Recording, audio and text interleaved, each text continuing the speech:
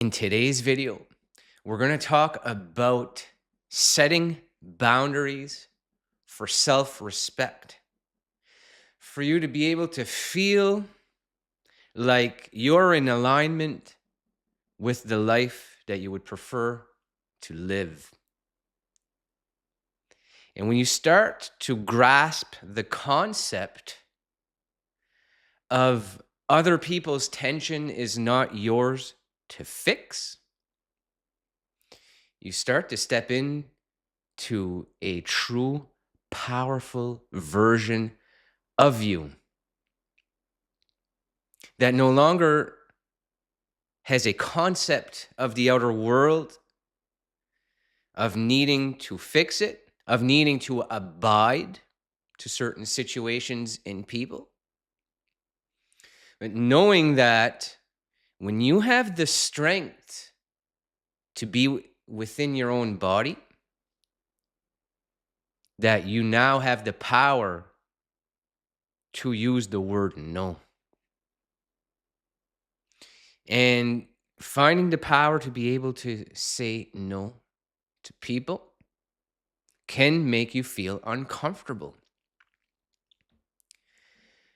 But knowing that you're not doing it to hurt them purposely, you're doing it coming from a place of the character you have built now that doesn't need certain results, but in the state of consciousness that is powering your day-to-day living, that is powering the life you have chosen to build for yourself, that is powering your state of consciousness, your mind and body, all being in alignment together. And this type of setting boundaries can be a very powerful tool when it comes to cultivating new relationships with people. Because somebody who has no boundaries, when you're in a relationship with someone that has very difficult programming going on within their system, within their body, and that they need certain types of things for them to feel okay. And when they feel unsafe, they're forcing things upon you. In these types of situations, know that everything about this partner or this new person you're creating a new relationship with is not for you to fix. And we are each our own individual, that person's an individual with their problems, with their programming. And you are also an individual that is building strength, that is building power, building someone who is aware of the old program, that no longer lives in the attachment to the program or the past life moment that used to keep us stuck. And to get it unstuck is to be someone who is unafraid. You lose the fear and you step into courage. And when you have courage to cultivate good relationships, the polarities there change from somebody who's just willing to give everyone everything they want to everyone. And that type of energy can be linked to someone who is an empath, who attracts narcissists. And empaths have a very difficult time with setting a boundary. And that's where, when you start to apply it to yourself, be aware, this situation makes me feel uncomfortable. And this person making me feel uncomfortable is not who I am. And you start to detach the identity that used to keep you stuck, used to keep you in a downward spiral, living in a negative, toxic environment.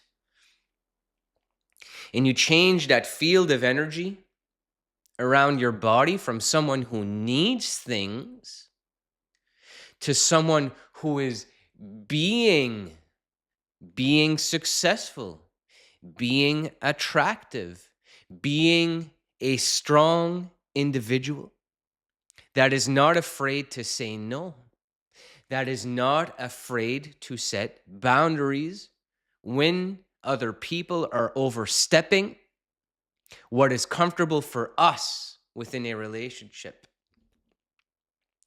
And what you will end up doing when you are being this way with certain people, if it repels them away from you or they end up disliking you over that behavior, that really you're just weeding out the people that would just make your life miserable anyway. And when you could just be this way without the fear of someone walking away from you, you have really stepped into your true power. And your true power within is to be yourself, your true, authentic self. Now, I've been in the trap of trying to give people what they want all the time, needing to wake up to check my cell phone to answer messages immediately. Part of it was me wanting to feel like someone needed me, someone needed to communicate with me, so therefore I would feel important because somebody was communicating with me. And then when somebody would treat me in a negative way in the form of communicating, I would hold myself responsible, that it was me. And what can I do to fix it? So I would then communicate with the other party. And what can I do to fix this? And is everything okay on your end? When really I should have just left the person be and not even bothered anymore and just walked away. That person's no longer in my life now, but I can be aware that it was a type of programming that was from all my past relationships that had failed. And when one I really cared about, with someone I found very attractive, started to go in a negative direction, and I started to try to fix it.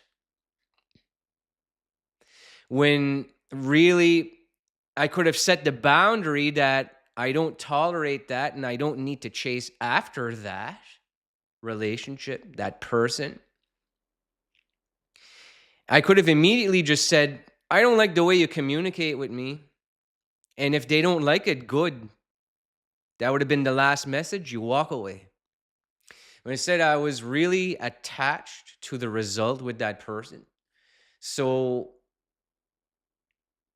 I didn't have the strength to just walk away. I would just keep hoping that there was something better coming. And it kept me living as someone who feels like he's not good enough. But when I got away from that way of living, I realized my true power within is to admit when things in my field, things within my energy aren't in alignment. I can admit to that and I can walk away from it. And that my energy is no longer dependent on another party. And I want the same for you. And we can bring awareness to those qualities that, like yesterday's video talking about being a people pleaser. When you lose that and you build the strength to just be you, and you're not a particular way to impress the outer world or other people, that you own who you are. And if it repels certain people away from you, you have the courage and you actually feel good about yourself if certain people don't like you. Because the old way is that we have to make everyone like us. And if they don't, there's a problem there. So I've got to go to work on making other people like me. Well, really, that is an inner boundary you set. You say no to that inner person, inner child that may have felt not appreciated by their friends, not attractive to other people within their school or community. You say no. You can be there for that inner child part of yourself that didn't get those things when you were younger or growing up, and tell them you are an attractive being, and be there for your inner child version of yourself that didn't get those things, that now in adulthood is looking for them, because that is keeping us in those attachment styles of living. But until you can bring awareness to it, you're going to continue being triggered like that and being stuck in those attachments. And what it's going to continue to do is attract people to you that's just reflecting back to you what you believe to be true. And when your state of consciousness becomes that of the attractive self, powered by God, powered by your awareness, your I am, your story completely changes. And your concept of the world changes, because you're no longer a victim living in a world, living a life that is not fair. You are living a life that is filled with love and peace, happiness and joy for just being you. You are an excellent individual, and you're just about to break through and find the partner of your choice with the attractive qualities that you want. And I'm here to help you to take the steps to get that person in, without you needing to chase, without you needing to act a certain way to get a certain result. This will be a state of being. You don't attract people by wanting them, by needing them. That is a repellent energy, a human repellent. What is a human attractor? Is your state of consciousness and you just being who you are at your core, which is your most authentic self. And if people don't like that version of you, that they can feel that you don't care enough to try to fix them, and you become a magnetic, polarizing type person. And when you have the strength to live like that, whether people like or dislike you, it doesn't change a single thing about your behavior, your actions, your way of living. You act, think, and feel as the successful you that has lots of men or women that would love to have a chance with you. And that is a much different energy to project to people to get reflected back to you than the old one that thought we needed to be a particular way. We were too fearful of setting boundaries, then we attracted people that were negative, that made us feel like crap, like we're unattractive, like we are inadequate. But when you start to bring awareness to it and someone tells you the tough stuff, the only reason you felt inadequate, unattractive, unworthy is because of you. And it's only you that can fix it with the concept of yourself. And when you bring up your energy, your state of being to your most attractive self, knowing that you are, the here and the now is all there is, and God's energy will power you and give you the tools to attract the proper people. So I thank you for watching this one, and good luck on your quest to finding your dream partner.